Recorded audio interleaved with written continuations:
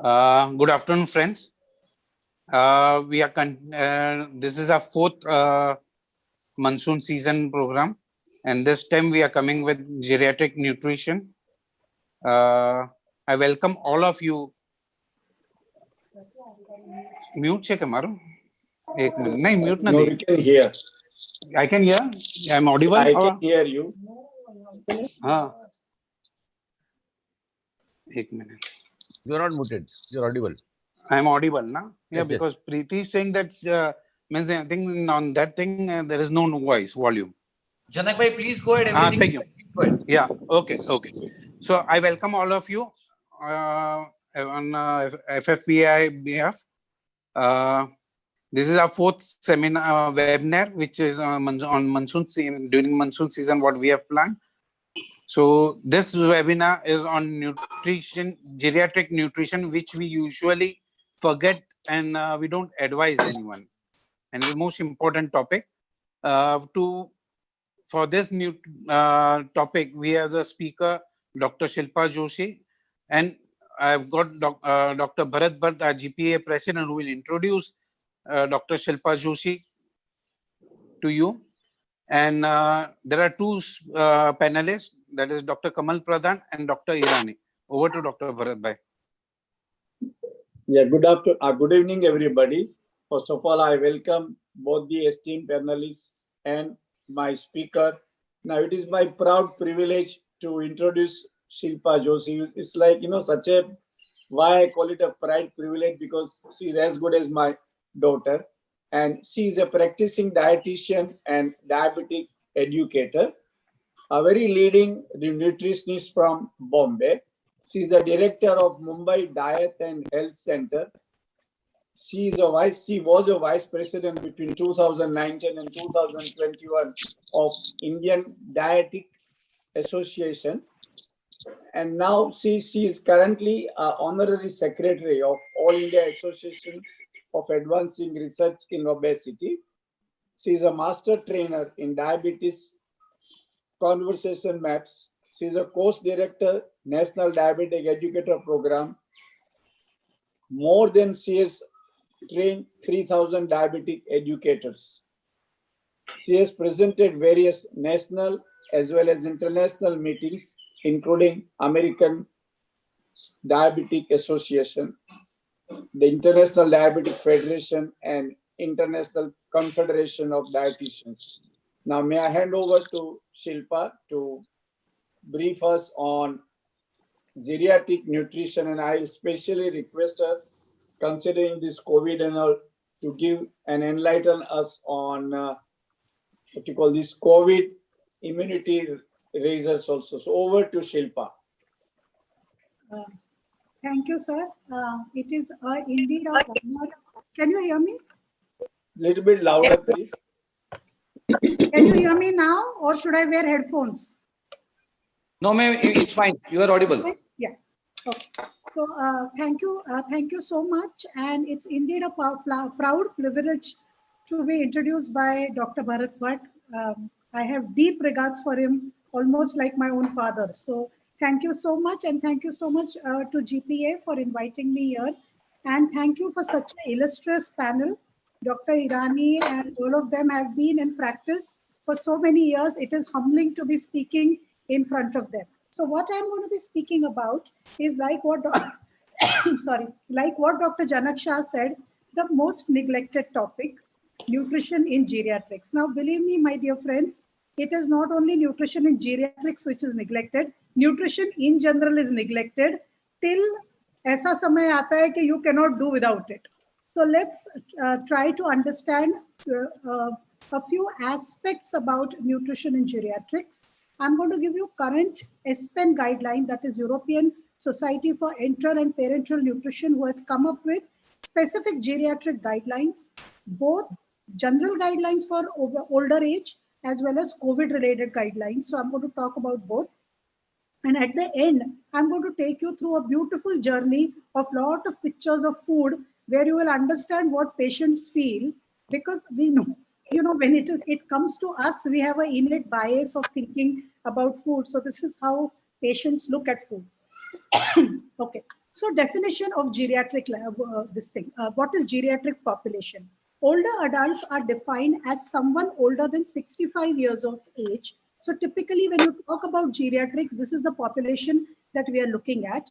But those older than 65 years are also categorized as young old, that is 65 to 74 years, old, that is 75 to 84 years old, and oldest old, that is 85 years old and above.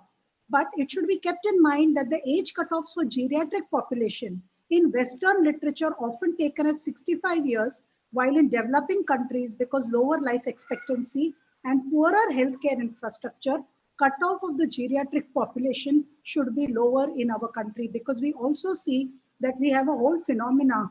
Can you hear me?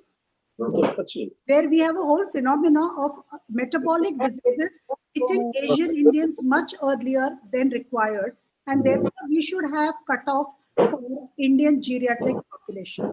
Now, what are the geriatric issues more specifically? So geriatric patient is not specifically age defined, but is rather characterized by a high degree of frailty. And that is the biggest problem, is frailty and multiple active diseases, which become very, very common above age group of 80 years, in India, even 70 years. Geriatric syndromes are what? Sarcopenia, that is loss of muscle mass, characterized by disproportionate loss of muscle mass and strength, accompanied, because of there is a loss of muscle mass, there is decline in physical activity, functionality, and performance. An excessive loss of muscle mass and strength results in physical impairment, frailty, disability, and dependence on the other. Sarcopenia, the biggest problem also with sarcopenia is it impairs metabolic adaptation to stress and to disease, and frailty is associated with increased risk of adverse complications. Now, what is the Indian data about frailty? Studies have reported that in India, there is a varied prevalence of about 16 to 55.5% of frailty. In Indian study, prevalence of frailty was 20% and is low in prevalence of frailty. In this study, may be due to age, ethnicity, dietary habits, etc. Physical inactivity. We find that older adults in India especially are physically very, very inactive because of loss in muscle mass due to imbalance between synthesis and degradation of muscle protein, even in healthy older adults. And that is why we find more and more older adults complain that they have aches and pains and unknown problems because of this. Hand grip strength and gait strength were found to be predictors of physical functional status and all-cause mortality in older adults. A study reported that older adults in India had significantly poor muscle strength than that of the Western world. A cross-sectional study among North Indians revealed that grip strength was found to be lower with increasing age and higher with increasing height in both the genders. So remember, the biggest problem in India is sarcopenia, and most of the time sarcopenia is defined by grip strength, or it is defined by the gait strength, and both of which is a problem. Now, what is the nutritional intake of frail Indian population? Because this was the population which is studied for its frailty, and therefore we actually know that there is something wrong happening in their diet. Nutritional adequacy of nutrients was very, very low in this population. 25% only they were meeting the requirement. Physical activity also, because they were not eating well, they were physically inactive, and that also resulted in loss of muscle mass due to imbalance between synthesis and degradation of muscle protein, even in older adults. Low intake of proteins, vitamin B, E, C, and folate, adjusted for energy intake, has been independently shown to be associated with frailty. Impairment of mitochondrial function is hallmark of frailty development, which is also associated with deficiency of micronutrients. Okay, so this is something that we need to worry about, that Indian diets are also very, very poor in micronutrients, and that is why depletion of mitochondrial function in muscle mass causes diminished energy production, which may lead to fatigue and weakness and frailty in frail individuals. So these frail individuals who continuously complain of fatigue and tiredness for unknown reason probably is because their mitochondrial function is really not good as they age. So what are nutritional causes of frailty? Consumption of fruit and vegetables, which are actually rich in micronutrients, antioxidants, fiber, was very low in frail older adults. And we find this increasingly that as people age, they do not want to eat fruits and vegetables. They would rather eat save and this and that, fried snack, but they will not eat fruit and vegetable. Studies demonstrate that consumption of 3 portions of fruit and 2 portions of vegetable per day were related to low frailty. Study reported an association between antioxidant deficiency and muscle strength. The relation was observed in present study where lower intake of antioxidant vitamin, that is A and C, and minerals, that is zinc and selenium, were associated with frailty. And this is something which is very, very important to be considered. Now, what are the nutritional challenges in older adult?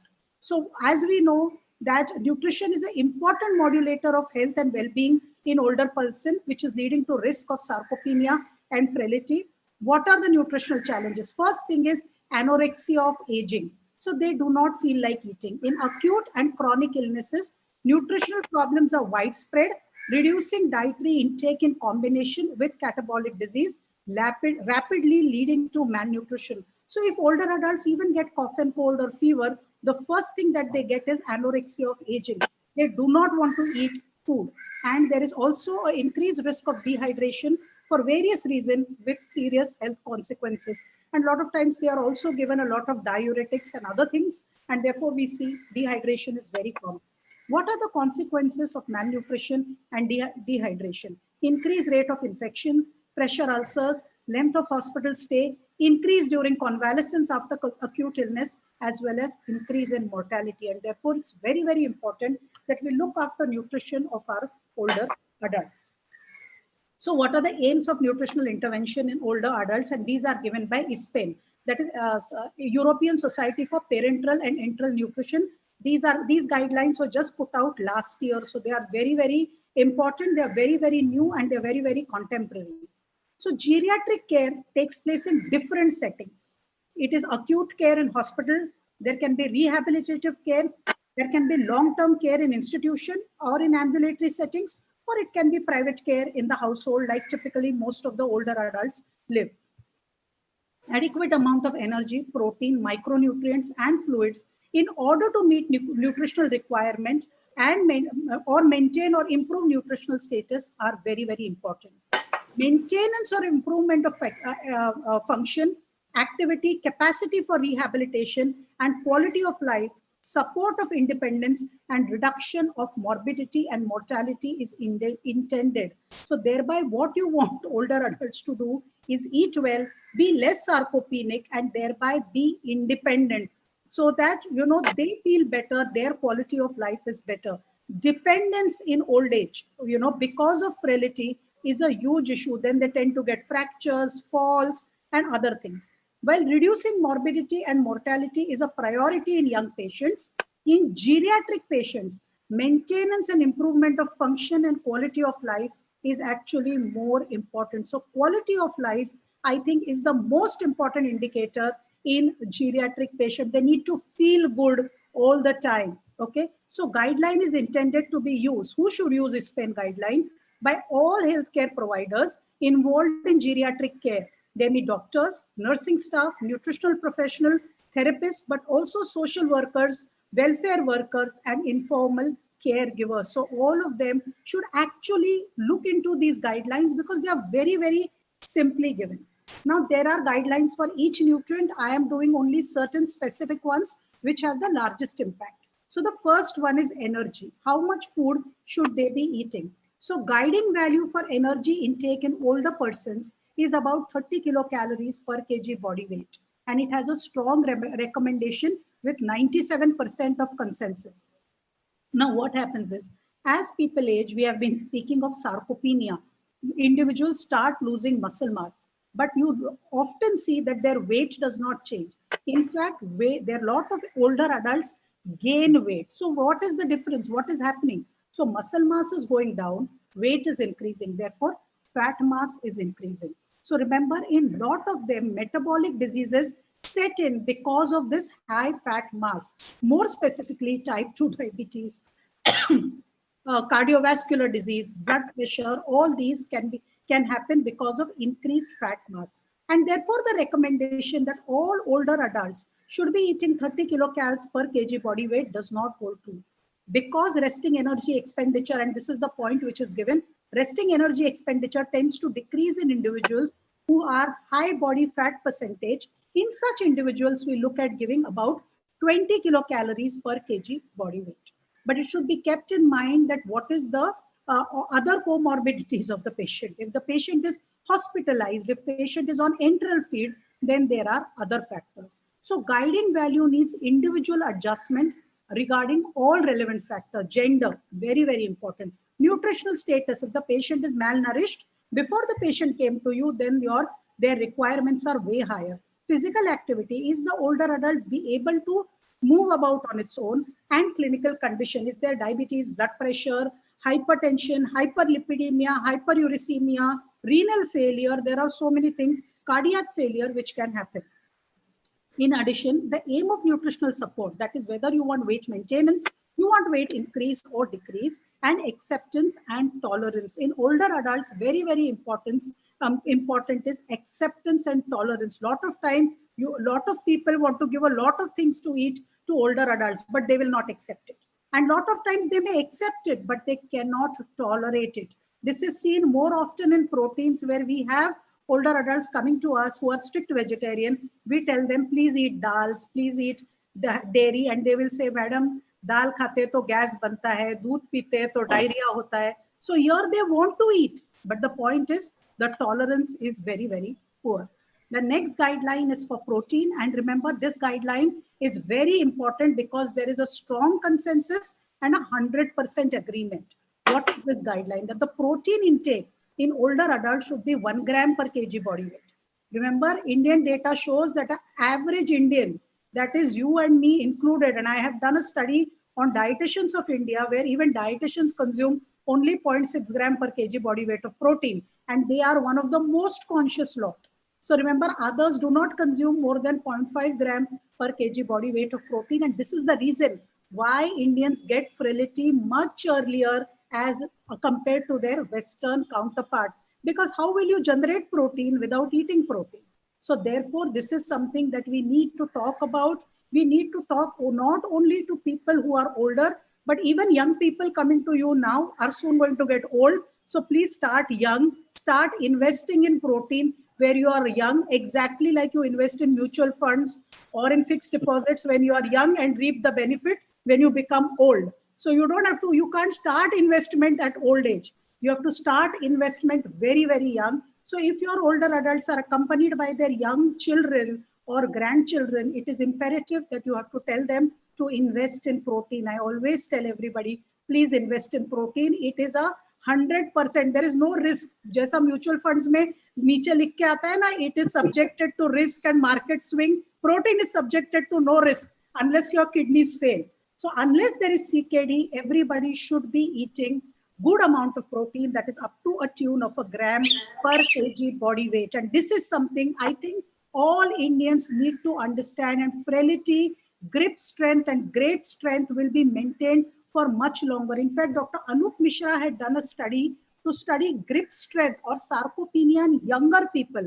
And he studied from an age group of 18 onwards up to 40. And he found that even young adults as young as 19 had a lower grip strength as compared to the Western counterpart. And the reason that he said is the protein intake in Indian diets does not exist. Forget poor, it does not exist. There are people who do not eat proteins for days together. Fiber. Fiber was not called a nutrient about 20 years back. When I was in college, fiber did not even reflect in the list of nutrients. We used to say fiber is kachara, usko gino mat. Just count carbs, proteins, and fats. Today, all the associations say fiber is the most important nutrient. And associations may not have guidelines for carb, protein, fat, but fiber guideline is always there. Why? Because fiber guideline actually prevents, there are two kinds of fiber, soluble and insoluble. Insoluble fiber is good for gastrointestinal function, but soluble fiber is very good for metabolic health. And that is why we need to talk about fiber to all our patients, because in India, everybody has a metabolic issue.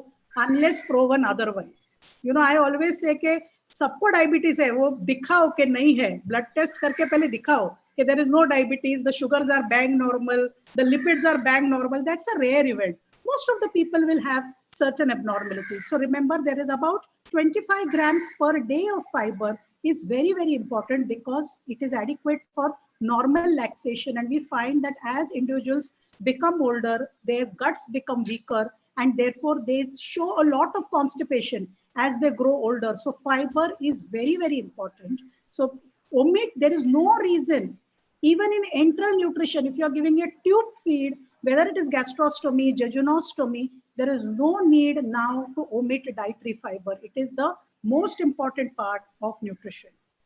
Then micronutrients.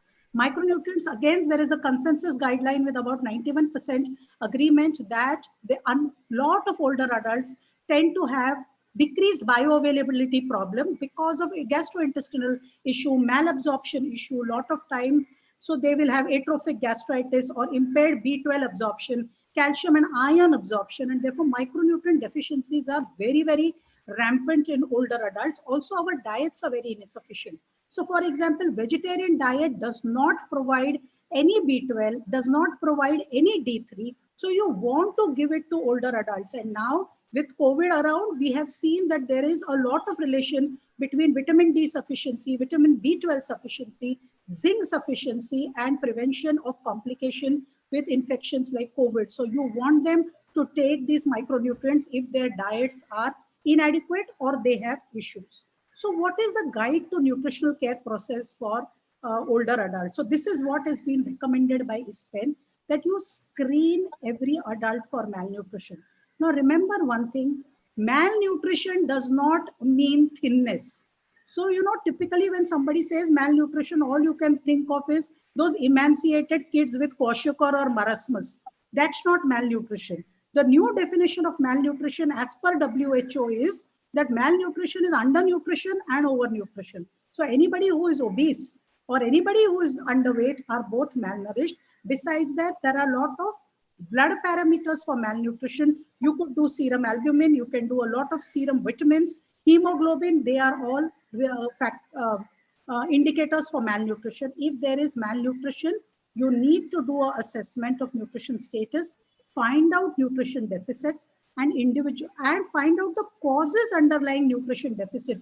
Because a lot of times there are varied causes, and a lot of times we don't pay attention to causes. Look at individual preference, okay, and then you redo. Also, what are the defining goals? You have to look at intake, you have to look at body weight and BMI, and you have to plan adequate intake and treatment of underlying goals. I know this is a very busy slide, but it was beautiful amount of information, and I can read it out to you. What are the causes of malnutrition among adults? So the first thing is chewing problem, oral care, dental treatment, textured diet, soft diet, जिसको बोलते हैं खिचड़ी, गुजराती में वो देते हैं ना Kishu, soft cooked rice. So something like that, you want to give them textured diet. Swallowing problem, there is a lot of dysphagia in these patients. So you will have to have swallowing training, you will have to have professional swallowing evaluation, or you can, if there is loss of saliva, then you will have to have saliva supplements which can be given. Then there can be impaired upper extremity problem. There can be restricted motility problem. There can be cognitive impairment. People forget to eat. So they need assistance to eat, or they overeat because they do not remember when they ate last, especially in management of sugar.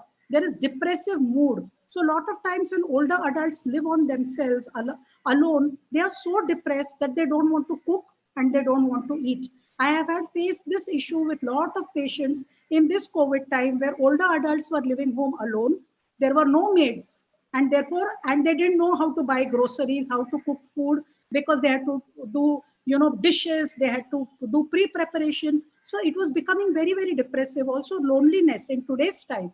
This is a very big problem. There is social isolation. There is loneliness, which actually impairs your eating ability. And also there can be poverty. And I wouldn't say poverty per se, but I can say that in older adults, most of the people are living off their savings, and globally economy is not doing well. Lot of money is spent on buying medicines. So what takes a backseat? Food. Because you cannot not spend on medicine. What you cannot spend is not eat a fruit, buy less milk, not drink it, so on and so forth. So this is another big problem. So what should be done?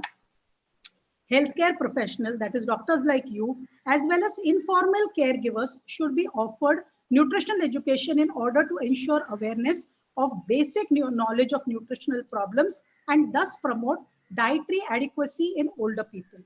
Older person with malnutrition or at risk of malnutrition should be offered individualized nutrition counseling. Say, just telling them eat fruits and vegetables, how to eat, how much to eat, when to eat, all this is important. You know, aisa, if you ask anybody, fruit khate ho? Haan, khate. Kab khate? Then they have no answer because they are not eating it. They just want to show that they are eating. So you need to plan it. And individual counseling should be offered ideally by a qualified dietitian to the person or a caregiver and should consist of several sessions. Because remember one thing, as we become old, we are not receptive to change. So, you know, you can change when you are young, but when you get old, you have those fixed ideas in your head. So if young person can get done with one counseling session, as opposed to that for older adult, you need multiple counseling sessions, even written advice, so that they start following it. Okay. Older person with malnutrition or at risk of malnutrition should be offered fortified foods. Now remember, in India, we do not get fortified foods. Most of our foods are not fortified, other than salt being fortified with iodine, and sometimes some brands of milk are fortified with vitamin D. But वो भी हम लोग घर पे लाते हैं और उसको उबाल के पीते हैं. So all that vitamin D is gone. We make sure that whatever is fortified is all lost by repeatedly boiling it. Indian people are obsessed with boiling milk. So therefore, most of the foods are not fortified. And therefore, what we need to do, we need to home fortify. For example, if your patient is not eating dal, you can put besan in the roti ka atta. That is fortification of protein. Suppose your older adult is not eating green leafy vegetable, you can puree it and put it in the chapati batter or in the dal so that it is eaten without their knowledge. So this is something very important. Nutrient-rich food has to be offered to the older adults. See, what happens is generally in a joint family, older adults are left with younger school-going kids because they both only have time. Other people are busy working all the day. Now, younger kids, what are they eating in India? Maggie. The grandchild is eating Maggie, grandmother is also eating Maggie. And then grandmother's blood pressure increases because there is so much of preserved salt. So nutrient-rich food has to be offered to them, which is low in preservatives.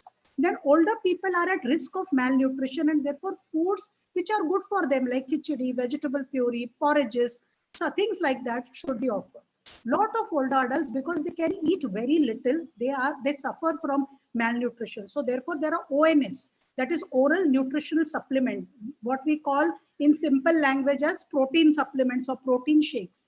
They should be given to them because small quantity can give large calories and can support their nutrition. So a lot of times, especially in post-hospitalized patients, convalescence patients, we always say some amount of protein supplement actually creates the magic and helps the patient to recover better, gain strength much early.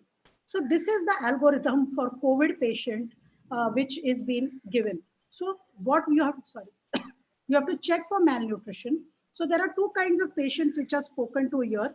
There are individuals which are infected with SARS-CoV, but there are also ICU patients who are there with SARS-CoV. So there are two kinds. So here you have to optimize nutrition status, supplement, because these are home isolated. So you have to supplement them with vitamins and minerals. So more specifically, vitamin A, vitamin D, micronutrients like zinc, selenium, regular physical activity. Though they are put in isolation in their room, they can walk up and down. No, there is nothing wrong. Physical activity helps you to improve immunity. It is very important. Oral nutrition supplement. Now, why this is written? Because if you are isolated or quarantined, who is cooking food for you? In India, we have the liberty of having joint families and somebody sending you a dabba.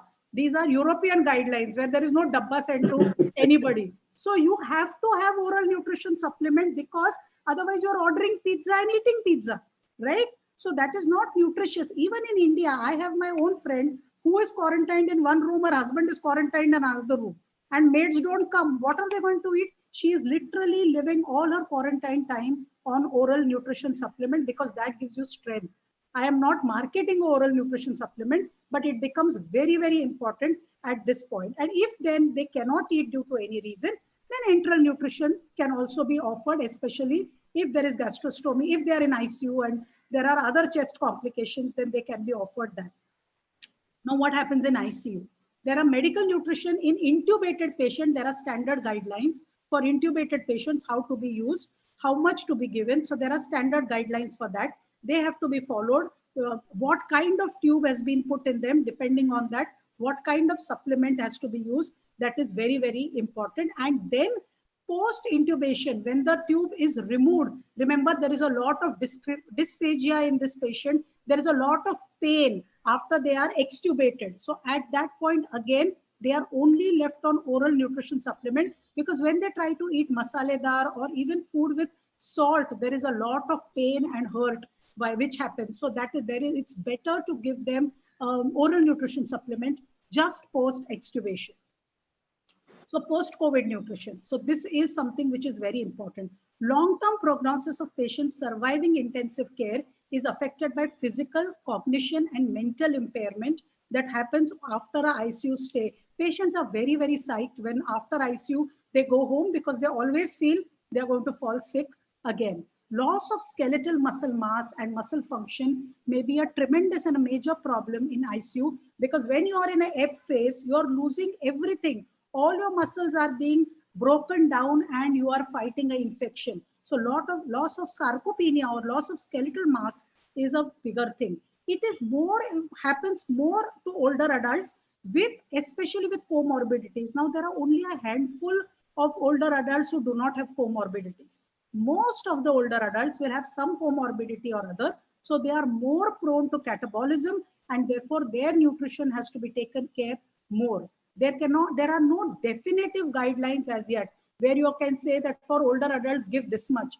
But what is very important is their nutrition needs to be looked after before they go into ICU, while they are in ICU, and even in the convalescence stage. So this was all about geriatric eating. Now let me take you to food slides. So to eat is necessity, but to eat intelligently is an art. You can hear me, right? Yes. Yeah. Yes, yes, yes. So this is my favorite slide, and I don't know how many of you will like what I'm saying. This is a chapati, right? And this is a khakra. In this audience, definitely know that. But when you tell patient na eat one chapati for breakfast, nahi madam, both calories hai. Khakra 4-5 chalega. Calories are the same, correct? And therefore your fat mass percentage increases. Eat one chapati, feel bad. Don't eat 10 khakras and feel good. That is something which is a food perception. That is not a reality. See, all these foods have same amount of carbohydrates. Okay. So what happens is for diabetics, we restrict carbohydrate. So the good choice would be things like sprouts, things like popcorn, kurmura. But what patients prefer?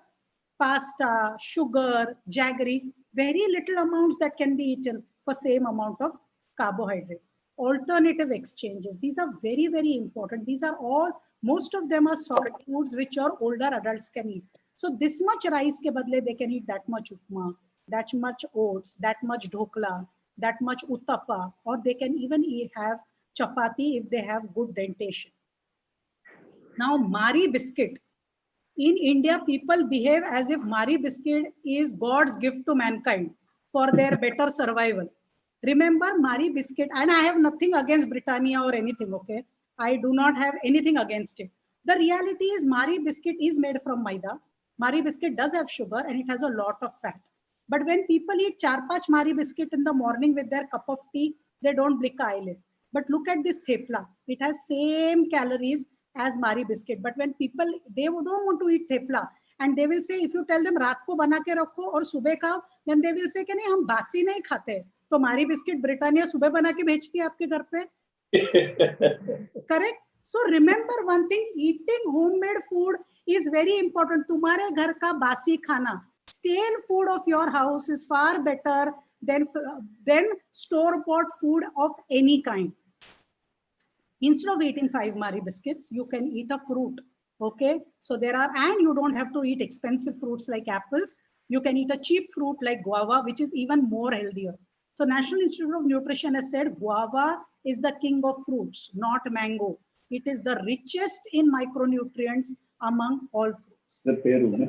Yeah, richest. So please eat. Guava a day keeps doctor away. See, apple a day is made by British because they didn't grow guavas. We grow guava, so we know. So guava is far better fruit than apple. Now remember, simple thing. Instead of eating a big paper dosa, eat smaller dosa.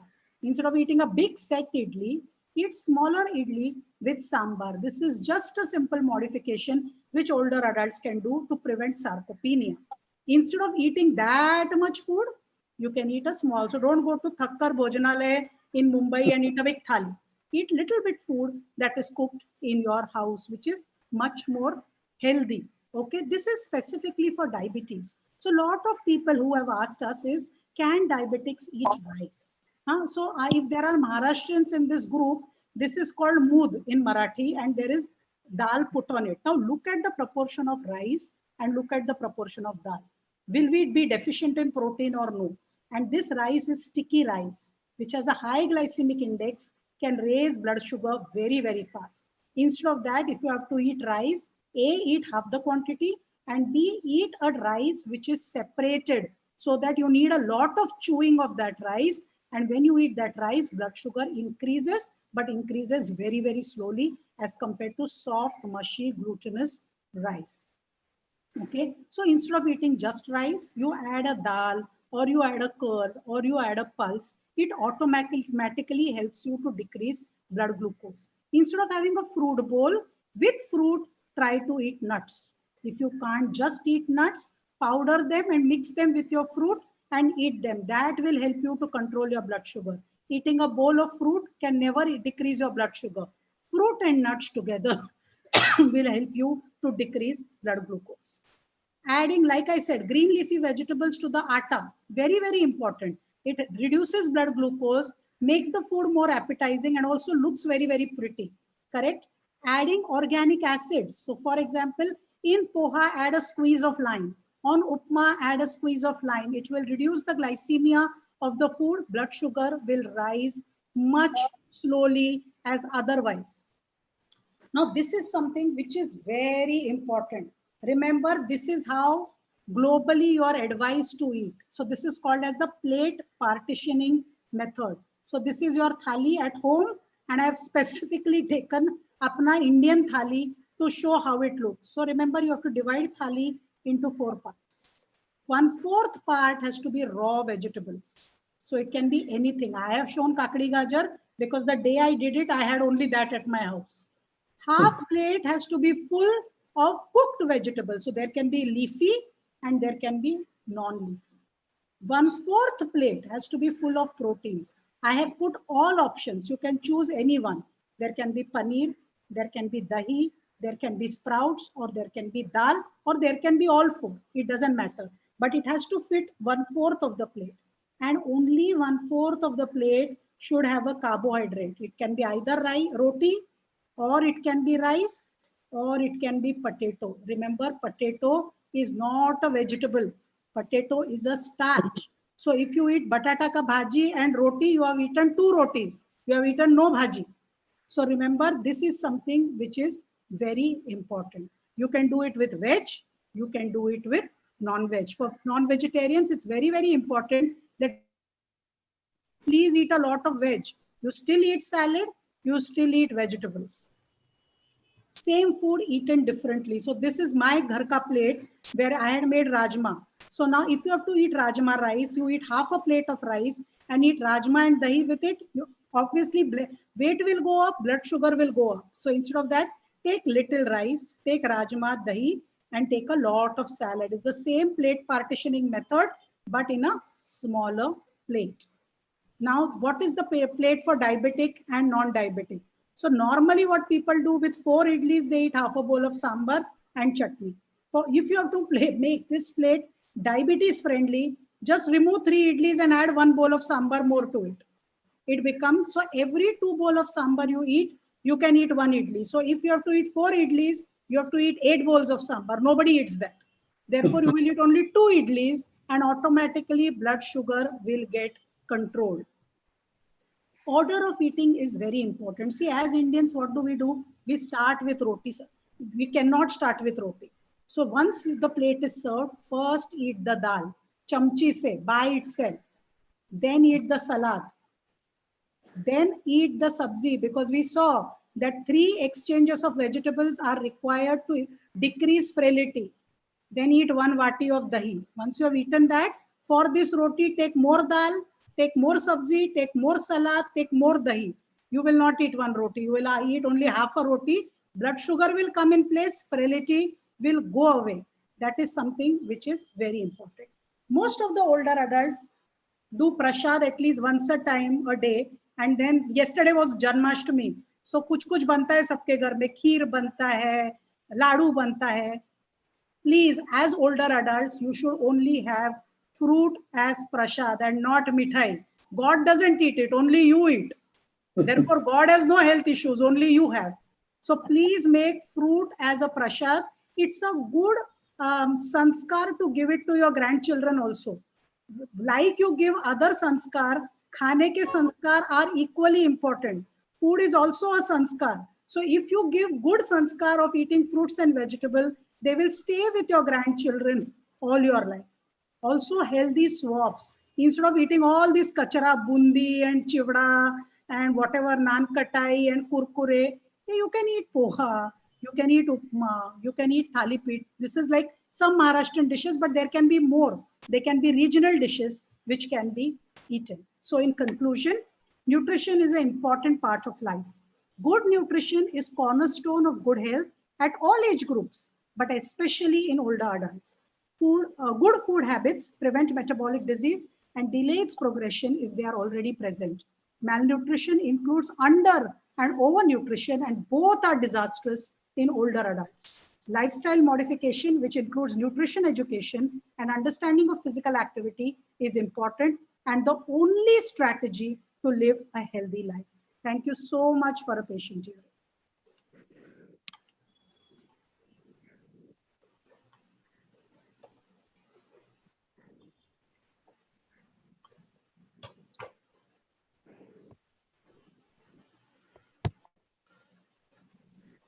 Yes, panelists, please. Hello. Yeah. Dr. Shilpa Joshi, you have given such a beautiful explanation what to eat, what not to eat. So there's nothing left, to ask also. But there are in chat box I find, please suggest protein for vegetarian. You already told, so there's no need to tell again. Moreover, how much of dal gives how much protein? Please clarify.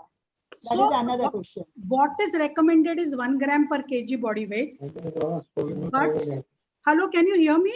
Yes, Yes, yes. I can hear you. Yeah. So what is recommended is 1 gram per kg body weight. What is important is for vegetarians, lot of older adults cannot tolerate dal because of gas issue. It is very important to soak dal before cooking at least for 4 to 5 hours and throw away the water of soaked dal. It has a lot of phytates. When phytates get removed, gas and acidity problem go away. So it is very important that dals are soaked couple of hours, all water thrown and cooked in fresh water. Then they can eat dal in every meal that they are eating. So they want to know how much dal they should eat. About 60 grams a day, 2 vatis cooked. Because they don't know what the 60 grams is. So 2 vatis cooked. And dal should not be, pardon me for my language, thin dal like Maharashtrian dal and Gujarati dal.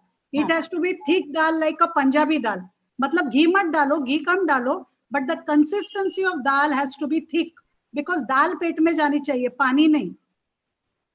Very nice. Thank you so much. I think everyone should really know about everything, whatever you have said, and should follow in that particular way. Thank you so much, Shilpa. Thank you, Ma'am, ma'am. Thank you. Yes. Any other questions, please? Yes. From Hello. yeah. Yes, So ma'am. what about alcohol in diet?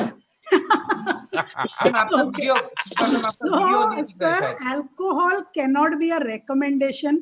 Alcohol can only be allowance. We can only say, okay, chalo, don't drink too much, drink less. So, as less, it is better. And all this thing that red wine prevents heart disease is only true in French population.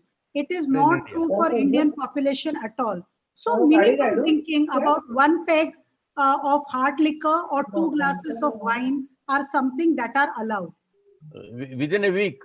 within a week. Not more than that. mat kare sir. I'm on still on this. So there's That- one more question, madam. Somebody has written that you say that 2 vatis of dal, so they should have 2 vatis of dal at both the meals are only at one No, meal. one meal, one vati, other meal, other vati. See, the problem is people eat everything good in lunch. For dinner, mein they are eating all kachra. हाँ. Correct? That is not good because your sugars remain good post lunch, post dinner, and fasting sugars are bad then. So they have to eat a bowl of protein in the dinner and a bowl of protein at lunch, and preferably some protein in the breakfast as well. One more question. In our country, we used to take some मीठा खाने के बाद थोड़ा मीठा हो जाए. Correct. ये एक habit sir. ये on this what you say? Correct. So the thing is, जो मीठा हो जाए, वो जो habit था ना sir, that habit was in very, very physically active people. So probably our grandparents or our parents used to eat it and they used to walk miles. And all those meetha used to be made by our grandmothers at home. Abhi we go to Haldiram and we buy and we eat it. So without expending any calories, we are putting in a lot of calories in our mouth. Or some Maharaj comes at our home and makes it and goes. That is not the way any dessert can be eaten. Dessert you have to earn dessert. It is like money. You cannot spend money if you are not earning it. Similarly, you cannot consume dessert if you have not earned it. If you have walked that much, if you have done a lot of physical activity, of course you can eat a dessert. Superb, madam. Superb answer. Madam, hello. Huh. Yeah.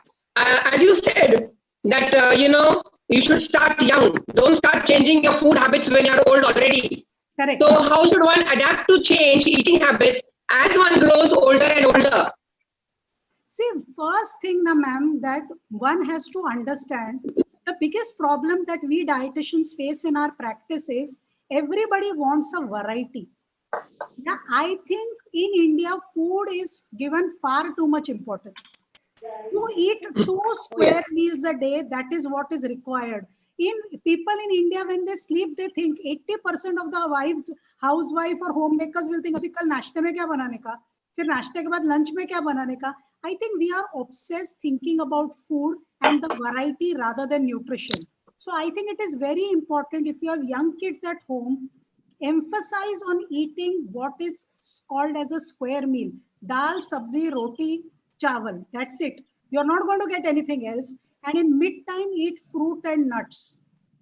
Once in a week or once in a while, you can indulge. And I think if that much you can follow for at least 1 year, believe me, it is an easy way to inculcate good eating habits. And that's how you live. You don't have to do anything out of the box. The point is, everybody wants to eat Chinese one day, Italian one day, Mexican one day, and that's the root cause of the problem. So as you said, if you have a square meal, enough of proteins and sabji and dal, Yes. in that case, will the diet... square meal of Indian kind, ek vati Yeah. ek vati bhaji, ek vati salad, you will never be on nutritional deficiency. So in that case, are dietary supplements always required? Dietary supplements will be required if you are not eating your normal Indian food. See, kya hota hai? Okay. Most of the people will eat, for example, they will eat Chinese. Now, people in China do not eat Manchurian and fried rice. Correct? That is Indian Chinese. Jisme kuch 1 gram protein nahi hai. It is full of fat, salt, and carbs. And they call it a meal. Today night they eat Chinese. Tomorrow night they will eat Italian, where they will eat pasta in white sauce, which has nothing. Correct? People in Italy don't eat that. People in Italy eat different kinds of food. Remember, so they are not getting heart disease. We are getting it. They are not getting diabetes. We are getting Yeah. it because we have modified their food to suit our palates. And in the bargain, we have messed up our own health. So just eat square Indian meals. You can never go wrong. Thank you, Shilpa ji. Thank you so much. I mean, as far as fruit is concerned, anything like with the food, without food, any timings? Ideally, fruit should be eaten between the meals rather than with meals. Okay. Because always there is a big problem with everybody कि 4 बजे भूख लगती है क्या खाएं? So then people go on looking for chivda and sev and papdi and gaठिया. उसके बजाय fruit खाओ. Okay. Okay. Any other questions? Yes. Hello, madam. Yeah. Those old people have dentures and, they have some ulcers in the mouth. Correct. They cannot eat properly. So what do you advise for them, the fruits and all that? So what you should do is if they have dentures, there are a lot of fruit modifications that can be done. So there are pulpy fruits like banana, there is papaya, there is sitafal, custard apple. So they can be just mashed and given. If they want to enjoy a harder fruit like apple or pear, it can be slightly steamed or it can be baked and the pulp can be given. Do not give them very acidic fruits if they have oral ulcers like oranges or mosambi, that will cause them irritation in the mouth. But other fruits definitely can be given. Thank you so much. Any other questions? No. The Okay. regular supplements, Sorry. a word on the regular medicines that So one need. I think what I see in my practice is vitamin D, vitamin B12 is very deficient. And also we see a lot of older adults also have hyperhomocystinemia. So we want to give them B12, we want to give them folate. If their hemoglobins are low, we want to give them iron. If vitamin D is low in most of them, so we want to supplement vitamin D in them because they are also not moving outside as much. They are not doing weight bearing exercises. So their bone health is very, very crucial. And other than that, if they show certain kind of deficiencies, specifically, you can give them supplements as per requirement. Okay. Thank you. Thank you, madam. I would, on behalf of FFPI, I would like to thank Dr. Shilpa madam for giving a superb exclusive lecture on geriatric nutrition, which we were so much behind of it. We were knowing, but we were not able to do it. I think now we'll be able to do that part of it. So thank you, madam. Thank you so much. Yeah, and thank you, Bharat Bhai, for taking out your precious time No. for the seminar. I definitely- homebound, so please don't. I mean, honestly Yeah. speaking, And I'll and be both honest the that I'm doing panelists- nothing. yeah, and before we end the session, I would like to again repeat the same thing what last time my president had told. We have got, FFPI has got one scheme which is social security scheme that is known as FSS, that is family security scheme, which is on anyone's death, the person gets, at present person gets 3,80,000. We are planning to go about 5 lakhs at least a person should get. So please join the scheme. It is very important and very useful. You don't only now, it's only thing that the person who is below 65 can join this scheme. This only yearly payment has to be done, fraternity payment, which is I think 500 rupees per death of the person. If a person dies in the scheme, and it has been going very well. So I request, even if they want anyone on any information, they can write down my number 9819225424, or they can contact Dr. Bajpayee or Dr. Vinod Parikh. Thank you. Shilpa, Thank you. just for your knowledge, this FFPI stands for Federation of Family Physicians of India, Oh, okay. whereas GPA is General Practitioners Association of Greater Bombay. You'll be Okay. surprised. We have more than 4,000 plus members. I mean, Greater Bombay is right from Churchgate to Virar, from VT to New Bombay, VT to Thane, and FFPI is globe, I mean, all India based, where we are very active. You know, this Dr. Pragnesh Vachrajan is from Ahmedabad. This Dr. Bajpai is from Indore. Uh-huh. So that is, you know, that is a spice to our FFPI is that way. We are sister concerns, we call it. The FFP GPA is a part of FFPAI. Oh, lovely. Okay. और And, Indore वाले president है और madam इतना सारा खाने का ना बोल रहे हैं। मैं भी इंदौर की अरे हूँ। वो रो रहा है, वो उधर बाजपेयी साहब रो रहेंगे। अच्छा, madam, thank you very much once again. Thank you for having Thanks me. for accepting the on a very short notice we gave you this thing. No problem. It was my pleasure. Thank you. Yeah, thank you, madam. I Oh, would okay, say- Shilpa. I mean, my Okay. personal compliment to you. To be very honest, I have heard you patiently for the first time. Yes. See, we have been always And I hope I didn't disappoint you. No, Nicely 100%. explained. I mean, let me have the reaction from my other fellow colleagues. So, you know, when the Shakespeare drama ends, at the end they always say, "How did I play my role?" So Ah. that is what I'm asking all the panelists on behalf of Shilpa. No, The but, role was played very well. The very role well. was played very well, and I think she deserves a cheers. Thank you. Thank you so much. Thank you. Thank you. I think Thank you. Shilpa madam has given us such a beautiful lecture explaining everything for everyone, which is really wonderful. I've never heard such a good lecture from anybody, madam. Thank Thank you so much. And thank you so much, Janak Shah and Dr. Bharat Bhatt and Dr. Vacharanjani and Dr. Bajpai for inviting me for this discussion. Madam, you are most welcome. I think you should be coming in front now, then sitting behind, Yes. rather than madam. Yes. Okay, thank you so much, Janak. Yeah, Bye. thank you. Bye, Before sir. before we conclude, let me invite you for on the next. Yeah, next lecture. Yeah, we have got two eminent nephrologists across India. One is Dr. Y.K. Amtekar sir from Pune, and another is Dr. Sanjay Pandya from Rajkot. So do join us on the next Thursday, 4 p.m. Thank you, everyone. Okay, sir. Thank you. Okay, thank you, Thank Shilpa, you. again. Thank you. Thank you, sir. Thank you. Thank you, madam. Thank you.